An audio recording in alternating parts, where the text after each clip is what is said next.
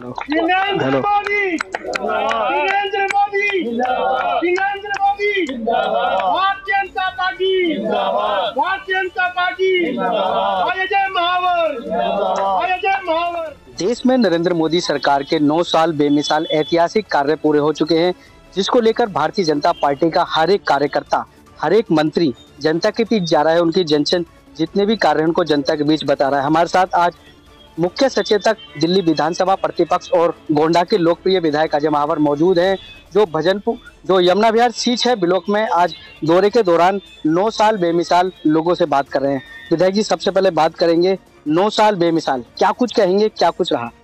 निश्चित रूप से प्रधानमंत्री नरेंद्र मोदी जी ने जो काम किए हैं 9 वर्षों में, वो बहुत ही शानदार काम किया है। और मैं ये कह सकता हूँ कि डेवलपमेंट, जैसे उदाहरण देना चाहता हूँ, रेलवे ट्रैक का हो या सड़क का हो, सड़क पर यूपीए की सरकार 4 किलोमीटर प्रतिदिन से ज्यादा सड़क नहीं बना पाई, हम 40 किलोमीटर प्रतिदिन सड़क बना रहे हैं। जिस प्रकार सौर ऊर्जा में, पवन ऊर्जा में भारत आज चौथे और 5वें नंबर पर आ गया है दुनिया में, उसी प्रकार जो हमारी इकोनॉमी है वो 10वें पायदान पे थी 9 साल पहले, जो आज 5वें पायदान पे आ गई है। दुनिया में हमारा मान सम्मान बढ़ गया है। गरीबों के लिए जो वैक्सीनेशन का काम हुआ वो अमृत लेकर आया। पूरे भारत को 140 करोड़ हिंदुस्तानियों को सुरक्षित करने का काम प्रधानमंत्री जी ने किया है। मैं क्या कहूँ, शब्द कम पड़ रहे हैं।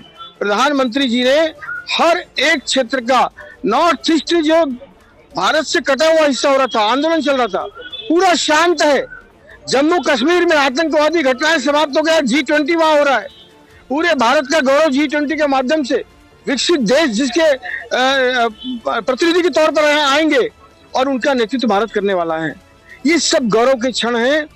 इन सब के अलावा जो उन्होंने काशी विश्वनाथ, बाबा महाकाल उज्जैन, इंदौर में महाकाल में, जो उन्होंने करतारपुर कॉरिडोर साहब, जो उन्होंने सोमनाथ जी का मंदिर दोबारा से, और प्रभु श्री राम का मंदिर, मतलब इन विकास कार्यों के साथ, गरीबों की संभाल के साथ, धार्मिक और राष्ट्रीय कार्यों को भी उन्होंने।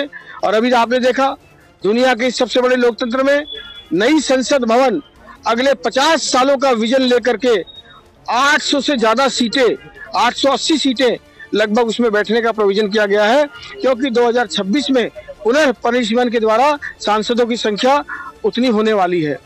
तो एक विजनरी वो प्रधानमंत्री हैं और देश का गौरव बढ़ा रहे हैं। मैं 9 साल पूरा होने पर अपनी ओर से उन्हें बहुत बहुत शुभकामनाएं और बधाई देता हूं। उनके दीर्घायु और स्वस्थ जीवन की कामना करता हूं। उनके मार्गदर्शन में देश का गौरव और बढ़े, यही कामना करता हूं। बात करें ये रहे देश के कार्य, लेकिन आम जनता और आम नागरिक पूछना चाहता है, दिल्ली के लिए अभी तक मोदी जी के ऐसे विकास कार्य क्या क्या हैं जो अभी तक वे अवगत हैं? देखिए, निश्चित रूप से मैं मानता हूं कि अगर दिल्ली 9 सालों में भी प्रधानमंत्री के साथ चली होती, दिल्ली में उनके भाजपा की सरकार होती, मुझे लगता है दिल्ली आज वर्ल्ड क्लास सिटी बन गई होती। लेकिन जो मैं अपने भाषणों में कहा करता था, शिकारी आएगा, दाना डालेगा, जाल बिछाएगा, मेरे क्षेत्र की जनता ने कभी नहीं फंसी। लेकिन कुछ लोग फंस गए भोले भाले। मुझे लगता है उनको चेतना आएगी। जिस प्रकार से शराब का घोटाला, शिक्षा का घोटाला, DTC का घोटाला, जल बोर्ड का घोटाला, घोटाले पे घोटाला आ रहा है और वो साबित हो रहा है, और उन्हें जमानतें नहीं मिल रही हैं क्योंकि साक्ष्य इतने मजबूत हैं। तो मुझे लगता है कि उनका चेहरा एक्सपोज हो रहा है। और जिस प्रकार एक घर की मरम्मत के लिए 45 करोड़ रुपया वो आम आदमी कहने वाला व्यक्ति खर्च कर रहा है, 171 करोड़ रुपए टोटल कॉस्ट है उसके घर को एक्सपेंशन में। तो ऐसे लोगों के जो आम आदमी का ढोंग करने का सिर्फ नाटक कर रहे हैं, लेकिन आम आदमी को छलने का काम कर रहे हैं, वो एक्सपोज होंगे। और इस बार दिल्ली मोदी जी के साथ चलेगी और दिल्ली का वह विकास होगा जो एक्सपेक्टेड है।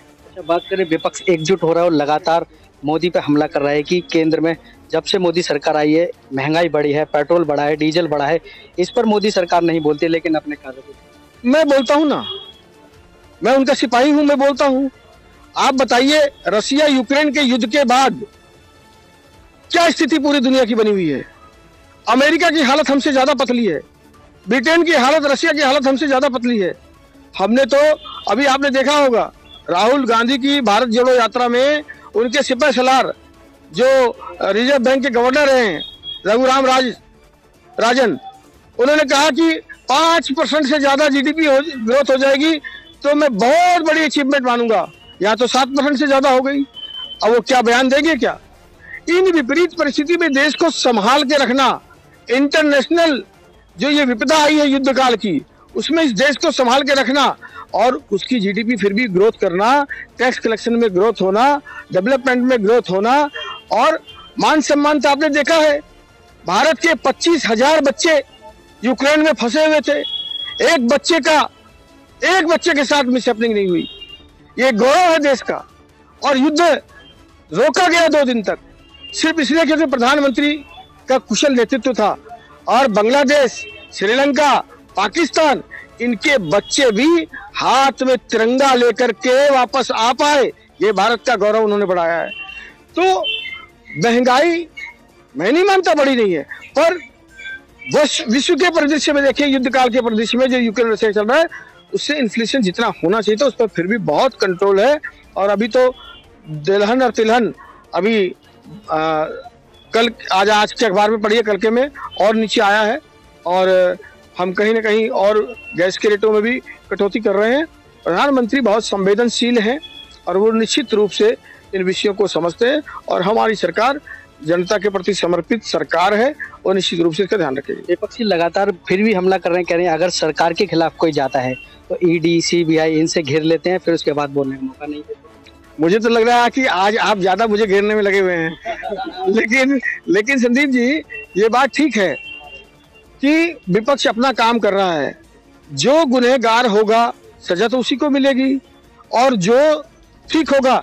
अब आप मुझे बताइए, अरविंद केजरीवाल लगातार चिल्ला रहे थे और जनता पर इसका असर हो रहा था।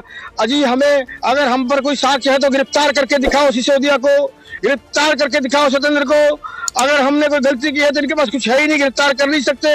अब गिरफ्तार कर लिया तो देखो जी हमको परेशान कर रहे हैं जी, गिरफ्तार कर रहे हैं। अरे भाई, चितबी मेरी, पटवी मेरी, अंटा मेरे बाप का, ऐसे थोड़ी चलेगा।